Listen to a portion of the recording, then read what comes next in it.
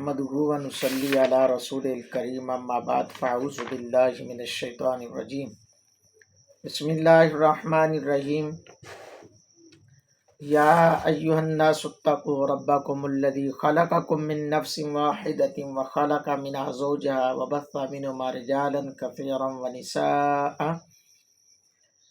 واتقوا الله الذي تساءلون به والأرحام إن الله كان عليكم رقيبا وآتوا اليتامى أموالهم ولا تتبدلوا الخبيث بالطيب ولا تأكلوا أموالهم إلى أموالكم إنه كان حوبا كبيرا وإن خفتم ألا تقسطوا في اليتامى فانكحوا ما طاب لكم من النساء مثنى وثلاث ورباع فإن خفتم ألا تعدلوا فواحدة أو ما ملكت أيمانكم ذلك أدنى ألا تعولوا وآتوا النساء صدقاتهن نحلة فإن طبن لكم عن شيء منه نفسا فكلوه هنيئا مريئا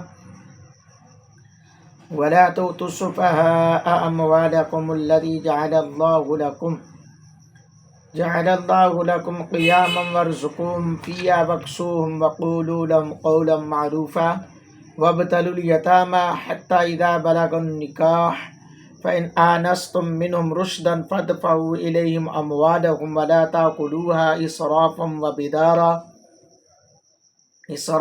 وبدارا أن يكبروا ومن كان غنيا فليستعفف ومن كان فقيرا فليأكل بالمعروف فإذا دفعتم إليهم أموالهم فاشهدوا عليهم وكفى بالله حسيبا للرجال نصيب مما ترك الوالدان والأقربون وللنساء نصيب مما ترك الوالدان والأقربون مما قل منه أو كثر نصيبا مفروضا وإذا حضر القسمة أولو القربى واليتامى والمساكين فارزقوهم منه وقولوا لهم قولا معروفا وليخشى الذين لو تركوا من خلفهم ذرية ضعافا خافوا عليهم فليتقوا الله وليقولوا قولا سديدا إن الذين يأكلون أموال اليتامى ظلما إنما يأكلون في بطونهم نارا وسيصلون سعيرا صدق اللہ و مولانا العظیم۔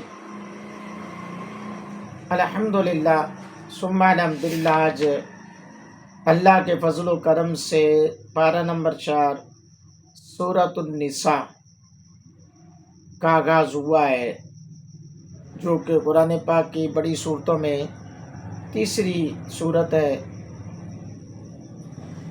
دعا کرو اللہ تعالیٰ جس طرح سورۃ البقرہ کی اللہ نے تکمیل کی توفیق دی، جس طرح سورہ آل عمران کی تکمیل کی اللہ جل شانہ نے توفیق عطا فرمائی، اسی طرح سورۃ النساء کی بھی اللہ جل شانہ تکمیل کی سعادت عطا فرمائی۔ آج کے درس میں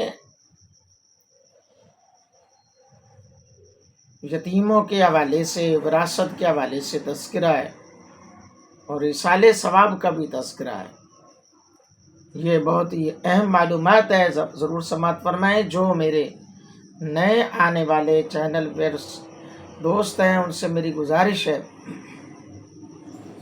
وہ چینل کو سبسکرائب کریں، بیل آئیکن پریس کریں، اور میں احباب سے ملتمس ہوں زیادہ سے زیادہ اس درس قرآن کو لوگوں تک پہنچانے کی کوشش کریں۔ انشاءاللہ اس کا دنیا اور آخرت میں بڑا فائدہ ہے، اور یہ کوئی بھی اس چیز سے بھاگ نہیں سکتا، کوئی یہ نہیں کہہ سکتا کہ لو جی یہ کوئی فائدہ نہیں ہے، نہیں،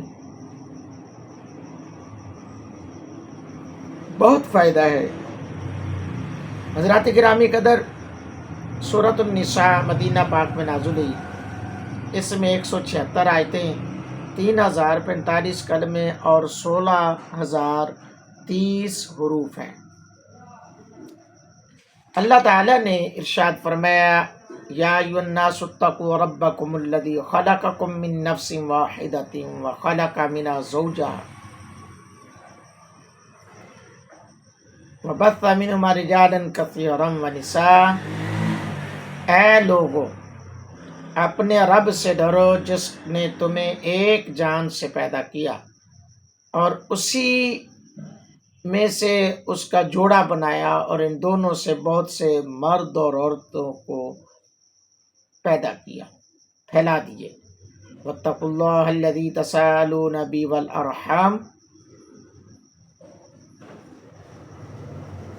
اللہ سے ڈرو جس کے نام پر مانگتے ہو، اور رشتوں کا لحاظ رکھو۔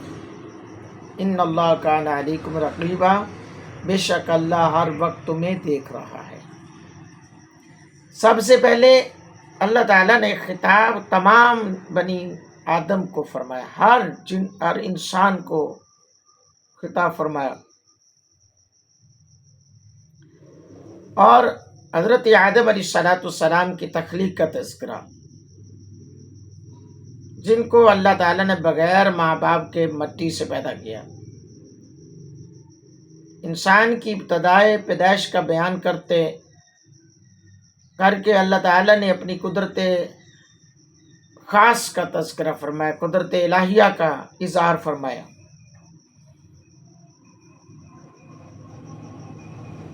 اگرچہ دنیا کے بے دین اور بد عقلی اور نافہمی لوگ جو ہے اس بات کو مضحکہ سمجھتے ہیں، جی کیسے ہو سکتا ہے جی ایک آدم علیہ السلام سے اللہ تعالیٰ نے وہ فلانا ڈھماکہ، سارے اس طرح کی بک بک کرتے ہیں، تو ان کا یہ بھی جواب ہے۔ آپ بڑے فصاحت کے ساتھ یہ دیکھیں، آج سے 100 سال پہلے لوگوں کی تعداد، اس سے 100 سال پہلے لوگوں کی تعداد، اسی طرح پیچھے جاتے جائیں، بیک کی طرف جاتے جائیں، تو آپ کو مدار نظر آ جائے گا، نقطہ نظر آئے گا، پتہ چل جائے گا۔ اور یہ بیک جاتے جاتے آخر کار حضرت آدم علیہ نبینا وعلیہ السلام کی ذات تک جا پہنچے۔ اسی طرح جو یہودی بنی اسرائیل ہیں، ان کا مدار محور حضرت یعقوب علیہ السلام ہے، واحد۔ ہاں جی، اس کو پیچھے جاتے جائیں، لے کر جاتے جائیں، تو اینڈ جو ہے حضرت یعقوب علیہ نبینا وعلیہ السلام کی ذات پر ہوگا۔ تو جو یہ کہتے ہیں ان کے لیے یہ بات بھی ثبوت ہے۔ تو اللہ تعالیٰ نے حضرت آدم علیہ السلام کو پیدا کیا، اب ایک چیز پیدا ہو گئی، اب جوڑا بنانا تھا، تو اللہ نے حضرت آدم علیہ نبینا علیہ السلام کے اصلی سے حضرت حوا کو پیدا فرمایا، کیونکہ اگرچہ دیگر عوارض جس طرح اب معاملات چلے، کسی اور طریقے سے اگرچہ پیدا کیا جاتا تو وہ ہو سکتا تھا کہ وہ اولاد کے زمرے میں آتا، تو اللہ کی یہ حکمت ہے، اللہ نے اپنی حکمتیں واضح فرمائی ہیں اور اسی چیز کا تذکرہ فرمایا۔ تو پھر اس کے بعد اللہ تعالیٰ نے حضرت حوا کو پیدا کیا، چونکہ حضرت حوا عام بچوں کی طرح نہیں پیدا ہوئی، اس لیے کہ وہ اولاد بن جاتی ہیں، جس طرح کے اس طریقے کے خلاف جسم انسانی سے بہت سے کیڑے پیدا ہوا کرتے ہیں، وہ اس کی اولاد نہیں ہو سکتے۔ خواب سے بیدار ہو کر حضرت آدم علیہ السلام نے اپنے پاس حضرت حوا کو دیکھا تو محبت پیدا ہوئی، اور ان سے فرمایا تم کون ہو؟ تو انہوں نے عرض کی میں عورت ہوں۔ فرمایا کس لیے پیدا کی گئی ہو؟ عرض کیا آپ کی تسکین کے لیے، تو آپ ان سے مانوس ہوئے۔ آگے رشتہ داروں کے حوالے سے فرمایا کہ رشتوں کا تعلق مان رکھو، رشتوں کو نبھاؤ، رشتوں کا لحاظ رکھو، اللہ انہیں توڑو نہیں۔ حدیث پاک میں ہے، نبی پاک صلی اللہ علیہ وسلم نے ارشاد فرمایا جو رزق میں برکت چاہتا ہے اس کو چاہیے کہ صلہ رحمی کرے اور رشتہ داروں کے حقوق کی رعایت رکھے۔ اللہ اکبر، رشتہ داروں کے حقوق کی رعایت رکھے۔ جو کہتا ہے نا میرے رزق میں برکت ہو، وہ رشتہ داروں کے حقوق کی رعایت رکھے، ان کے ساتھ بغیر کسی امتیازی فرق کے صلہ رحمی کرے۔ کوئی آتا ہے غریب آتا ہے، امیر آتا ہے، آج ہو کیا رہا ہے رشتہ داروں میں بھی بڑے معاملات ہیں کہ امیر رشتہ دار آ جائے تو اس کے ساتھ اور تعلق ہے، غریب رشتہ دار آ جائے تو اس کے ساتھ اور تعلق ہے۔ آگے اللہ فرمایا وَآتُوا الْيَتَامَىٰ أَمْوَالَهُمْ وَلَا تَتَبَدَّلُوا الْخَبِيثَ بِالطَّيِّبِ، اور جو یتیموں کو ان کے مال دو اور ستھرے کے بدلے گندا نہ دو، ولا یعنی ستھرے کے بدلے گندا نہ لو، وَلَا تَأْكُلُوا أَمْوَالَهُمْ إِلَىٰ أَمْوَالِكُمْ إِنَّهُ كَانَ حُوبًا كَبِيرًا، اور ان کے مال اپنے مالوں میں ملا کر نہ کھا جاؤ، بے شک یہ بڑا گناہ ہے۔ آگے یتیموں کے حوالے سے تذکرہ ہے۔ اللہ اکبر، ایک شخص کی نگرانی میں شان نزول جو ہے، اس کا مقصد کیوں بنا؟ ایک شخص کی نگرانی میں اس کے یتیم بھتیجے کا بہت سا مال تھا۔ جب وہ یتیم بالغ ہوا تو اس نے اپنا مال مانگا تو چچا نے دینے سے انکار کر دیا۔ اس پر یہ آیت مقدسہ نازل ہوئی۔ تو جب یہ نازل ہوئی تو اس کو سن کر اس شخص نے یتیم کا مال اس کے حوالے کی اور کہا کہ ہم اللہ اور اس کے رسول کی اطاعت کرتے ہیں۔ بھلا دیکھیں، کوئی کیس نہیں کرنا پڑا، کوئی کچھ نہیں، کوئی ثبوت نہیں، اللہ کے نبی کی طرف آنا ہوا اور اللہ کے نبی کی بارگاہ میں یہ شکایت درج کی گئی۔ اللہ نے قرآن نازل فرمایا تو اس شخص نے اپنے بھتیجے کا مال جو ہے وہ واپس کر دیا اور کہا ہم اللہ اور اس کے رسول پر ایمان رکھتے ہیں۔ فیصلہ آج ہم کریں گے کہ ہمارے حالات کیا ہیں۔ وَإِنْ خِفْتُمْ أَلَّا تُقْسِطُوا فِي الْيَتَامَىٰ فَانكِحُوا مَا طَابَ لَكُم مِّنَ النِّسَاءِ مَثْنَىٰ وَثُلَاثَ وَرُبَاعَ،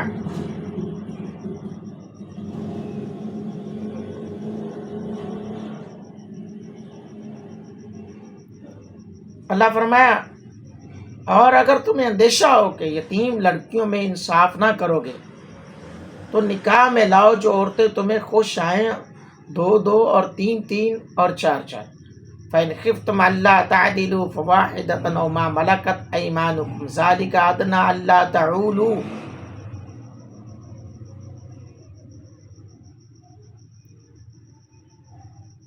اللہ جل شانہ نے ارشاد فرمایا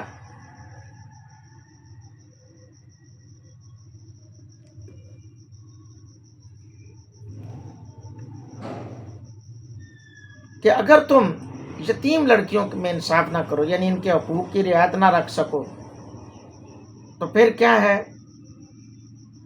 نکاح میں لاؤ انہیں، اگر تمہیں وہ اچھی لگتی ہیں تو ان کے ساتھ نکاح۔ اس آیت کے معنی میں چند اقوال بھی ہیں۔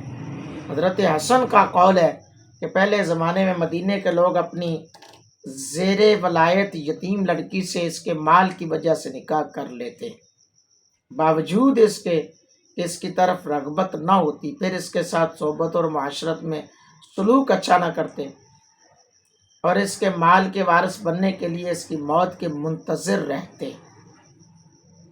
اس آیت میں نے اس سے روکا گیا۔ دوسرا قول یہ ہے کہ لوگ یتیموں کی ولایت سے تو بے انصافی ہو جانے کے اندیشے سے گھبراتے تھے اور زنا پر وہ پرواہ نہ کرتے تھے۔ انہیں بتایا گیا کہ اگر تم ناانصافی کے اندیشے سے یتیموں کی ولایت سے گریز کرتے ہو تو زنا سے بھی تو خوف کرو۔ اس سے بچنے کے لیے جو عورتیں تمہارے لیے حلال ہیں ان سے نکاح کرو، حرام کے قریب مت جاؤ۔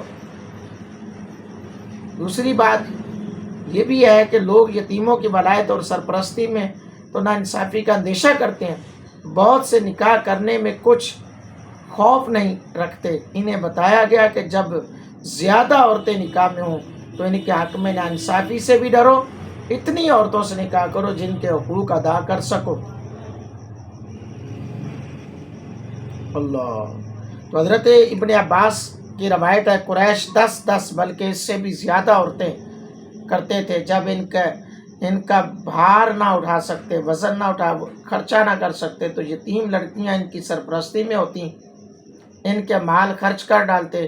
اس آیت میں فرمایا گیا کہ اپنی استطاعت دے کر 4 سے زیادہ نہ کرو کہ تمہیں یتیموں کا مال خرچ کرنے کی حاجت پیش نہ آئے. اس سے یہ بھی ثابت ہوتا ہے کہ آزاد مرد کے لیے ایک وقت میں 4 عورتوں سے نکاح کرنا جائز ہے.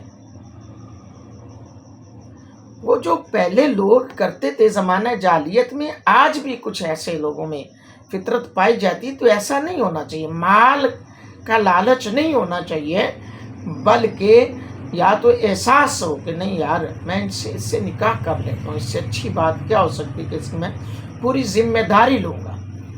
یہاں ہوتا کیا ہے کہ بیوہ ہوتی ہے تو اس کا مال پہلے دیکھا جاتا ہے. ابھی وہ مالدار سامی ہے تو اس سے نکاح کر لیتے ہیں، پھر اسی کا مال ہڑپ کرتے رہتے ہیں. پھر جب وہ مال ختم ہو جاتا ہے تو اس کو بعض کا چھوڑ بھی دیتے ہیں لوگ، یا کسی نہ کسی طریقے بہانے سے وہ مال اپنے نام کروا لے. تو ان چیزوں کے لیے منع فرمایا گیا. فرمایا فَإِنْ خِفْتُمْ أَلَّا تَعْدِلُوا فَوَاحِدَةً وَمَا مَلَكَتْ أَيْمَانُكُمْ ذَلِكَ أَدْنَىٰ أَلَّا تَعُولُوا. پھر اگر ڈرو کہ وہ بیویوں کو برابر نہ رکھ، 2 بیویوں کو برابر نہ رکھ سکو گے تو ایک ہی کرو، یا کنیزیں جن کے تم مالک ہو، یہ اس سے زیادہ قریب ہے، تم سے ظلم نہ ہو. آگے اللہ تعالیٰ نے واضح فرما دیا کہ بھائی تمہیں چاہیے کہ اس چیز کو غور کرو. اس سے معلوم ہوا کہ بیویوں کے درمیان عدل فرض ہے. نئی پرانی کماری شادی شدہ سب اس استحقاق یعنی حق میں برابر ہیں. یہ عدل لباس میں، کھانے پینے میں، رہائش میں، رات کو رہنے میں، یہ ساری چیزوں میں برابر کا حکم ہے. ایک کو کرائے پہ لے کر دے دیا، ایک کو مالک بنا دیا، یہ بھی نہیں جائز ہے. ایک کو مرغ کا گوشت روز کھلایا جا رہا ہے، دوسری کا خیال نہیں کیا جا رہا، یہ بھی جائز نہیں ہے. ایک کو ہوٹلنگ کروائی جا رہی ہے، دوسری کو بیچاری کو پوچھا نہیں جا رہا، یہ بھی جائز نہیں ہے. یہ سارا دیکھیں برابری کا حکم ہے. 2 رکھ رہے ہو، 3 رکھ رہے ہو، 4 رکھ رہے ہو، برابری کا حکم ہے. اور پھر ہر چیز، لباس، کپڑا، پہننے اوڑھنے، کھانا پینا، رہائش، اللہ کے محبوب نے واضح، اور قرآن نے تو عدل کی بات کی. عدل کس میں آ رہا ہے؟ عدل ہر چیز میں آتا ہے. کاش یہ تو لوگوں نے پڑھ لیا، سمجھ لیا کہ 4 بیویاں کرنا جائز ہے. یہ نہیں سمجھا پڑا کہ بھئی ان 4 پہ ہم نے انصاف بھی کرنا ہے، عدل بھی کرنا ہے. وَآتُوا النِّسَاءَ صَدُقَاتِهِنَّ نِحْلَةً، عورتوں کو ان کے مہر خوشی سے دو. فَإِن طِبْنَ لَكُمْ عَنْ شَيْءٍ مِّنْهُ نَفْسًا فَكُلُوهُ هَنِيئًا مَرِيئًا. پھر اگر وہ اپنے دل کی خوشی سے مہر میں سے تمہیں کچھ دے دے تو اسے کھاؤ رچتا پچتا، یعنی خوشگوار اور مزے سے. ہاں فرض کرو میں حق مہر اتنا ہے، اب تو لوگ سبق کے حق مہر لکھواتے ہیں، جو شرعی حق مہر جی لکھ دو 2-4 ہزار 5 ہزار. اگر زیادہ حق مہر لکھا گیا ہے اور وہ اس میں سے خاتون اس کو واپس کر دیتی ہے اپنی منشا و مرضی سے، کسی قسم کا کوئی دباؤ نہیں ہے، کسی قسم کا کوئی اس کے اوپر زور زبردستی نہیں ہے، اگر وہ واپس کر دیتی ہے تو وہ جائز ہے. وگرنہ وہ عورت کا ہے، وہ جہاں مرضی خرچ کرنے کی حقدار ہے، اس پہ کوئی پابندی لگا نہیں سکتا.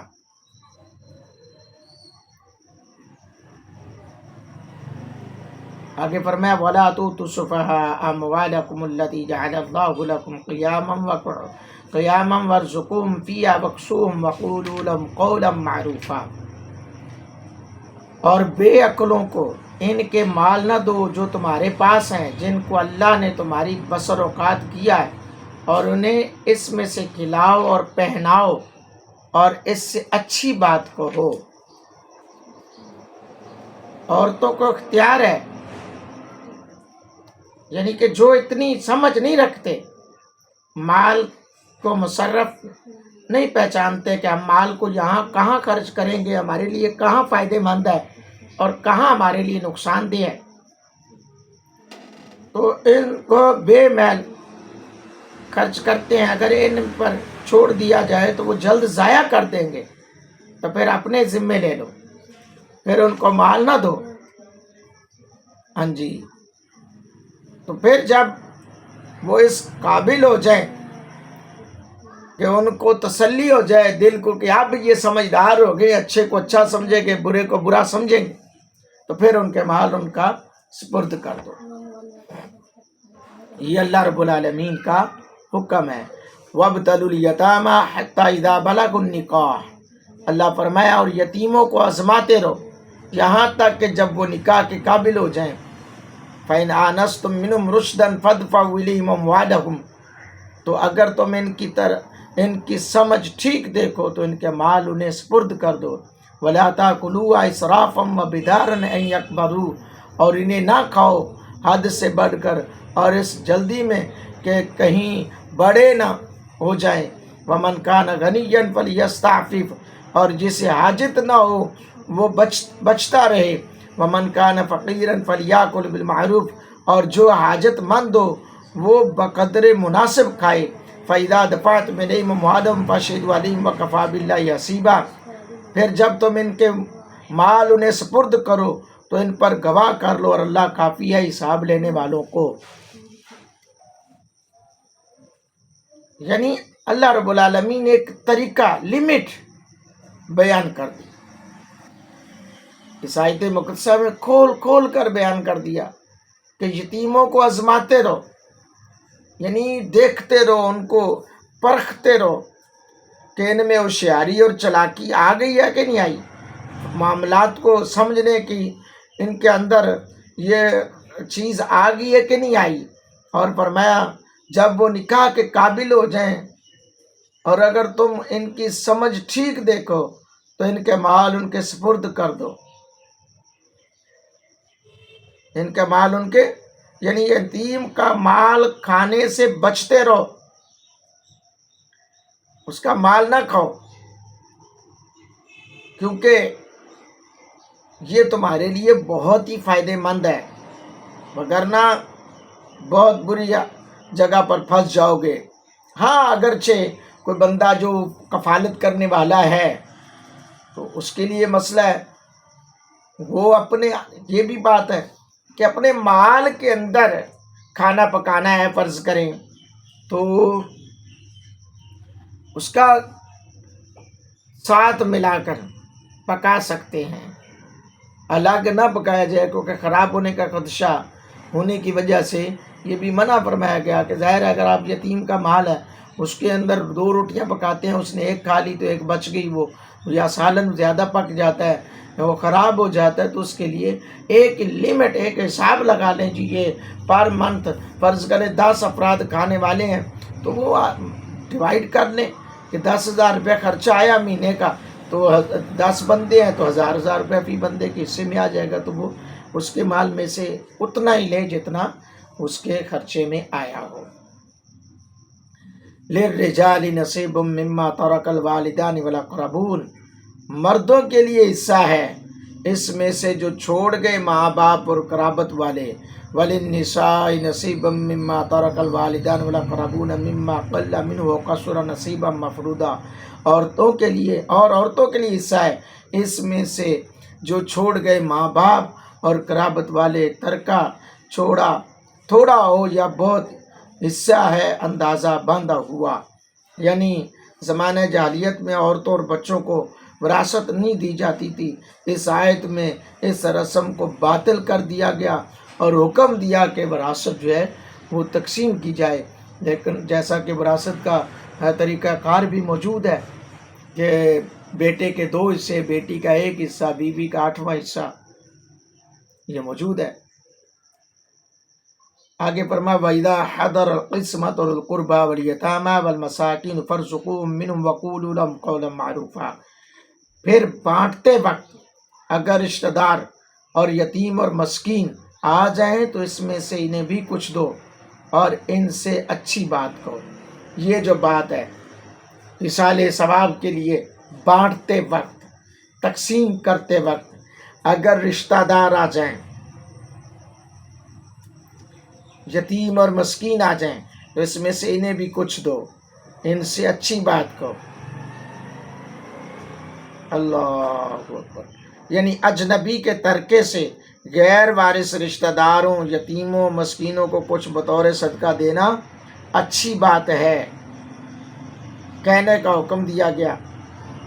زمانہ جاہلیت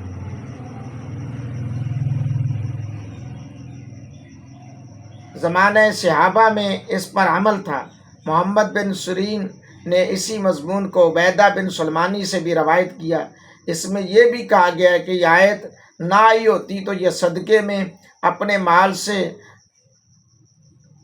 کرتا، یعنی یہ بھی آتا ہے کہ یہ صدقہ میں اپنے مال سے کرتا۔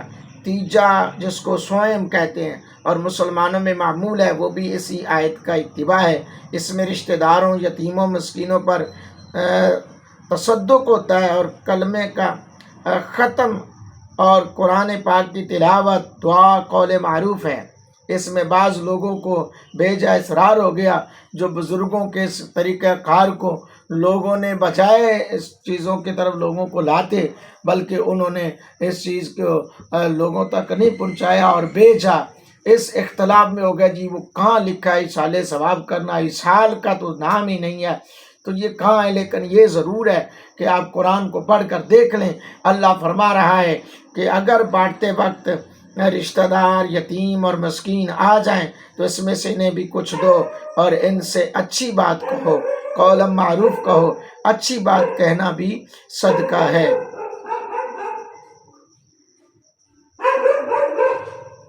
اور قبل از تقسیم یہ مال دینا مستحب ہے۔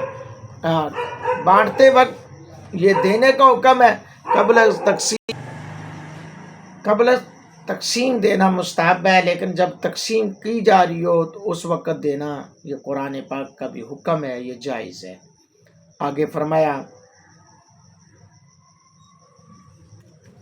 وَلْيَخْشَ الَّذِينَ لَوْ تَرَكُوا مِنْ خَلْفِهِمْ ذُرِّيَّةً ضِعَافًا خَافُوا عَلَيْهِمْ فَلْيَتَّقُوا اللَّهَ وَلْيَقُولُوا قَوْلًا سَدِيدًا۔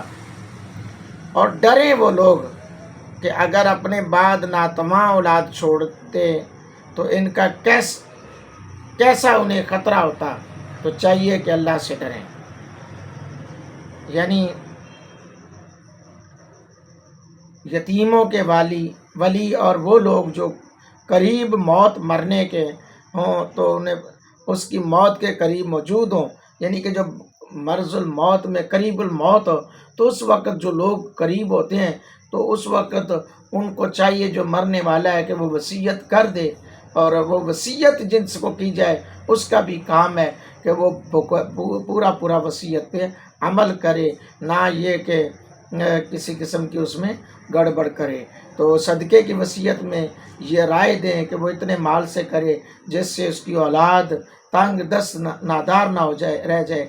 اور وصی و ولی کی سیدھی بات یہ ہے کہ وہ مرنے والے کی ذریت سے اچھا اخلاق کے ساتھ پیش آئے اور اچھی بات کرے، اپنی اولاد کے ساتھ جس طرح وہ کرتا ہے اسی طرح یتیموں کے ساتھ بھی حسن سلوک کے ساتھ پیش آئے۔ تو حضرات گرامی، یہ نہیں ہے کہ کوئی بندہ سارا ہی صدقہ و خیرات کر کے چلا جائے اور اولاد پیچھے مانگتی پھر رہے۔ تو جو وصیت کے ٹائم پاس ہو، جس کے سامنے وصیت یا جس سے لکھوائی جائے، اسے بھی چاہیے کہ وہ مشورہ دے کہ یار نہیں، اپنی اولاد کے بارے میں بھی سوچ۔ اللہ یہ نہیں حکم دیتا کہ بھئی سارا ہی، بعض اوقات ہوتا ہے نا اولاد نے ستایا ہوتا ہے تو وہ کہتے ہیں نہیں میں انہوں نہیں دینا، میں بانٹ دیاں گا لیکن انہوں نہیں دینا، تو یہ بھی بات جائز نہیں ہے۔ اللہ فرمایا ان الذین یاکلون اموال الیتامی ظلما انما یاکلون فی بطونہم نارا وسیصلون سعیرا۔ وہ لوگ جو یتیموں کا مال ناحق کھاتے ہیں وہ تو اپنے پیٹ میں نیری آگ بھرتے ہیں، اور کوئی دم جاتا ہے کہ بھڑکتے دھڑے یعنی بھڑکتی آگ میں جائیں گے۔ یہ آیت ہے جس کا لوگ جو ہے نا بڑا دھڑلے سے دلیل دیتے ہیں، ان الذین یاکلون اموال الیتامی، وہ لوگ جو یتیموں کا مال کھاتے ہیں ظلمن، یہ جملہ چھوڑ جاتے ہیں، زیادتی کے ساتھ، ظلم کے ساتھ، جو زبردستی چھین کر جو مال کھاتے ہیں، انما یاکلون فی بطونہم نارا، ان کے پیٹوں میں آگ بھری جائے گی۔ جو اپنی خوشی سے یتیم اللہ کی راہ میں بانٹ رہے ہیں یا خیرات کر رہے ہیں صدقے کی نیت سے، اس کا نہیں ہے یہ حکم۔ لوگوں نے اس چیز کو اپنے لیے ڈھال بنا کر استعمال کر لیا، خاص کر اہل حدیث طبقہ جو ہے ہمارا، وہ اس چیز پہ آ گیا اور انہوں نے اس بات کو بڑے زور و شور کے ساتھ جو ہے اپنانا شروع کر دیا، جی نہیں جی یہ تو حرام ہے، یہ حرام کا فتویٰ لگا دیا، حرام کا فتویٰ لگا دیا۔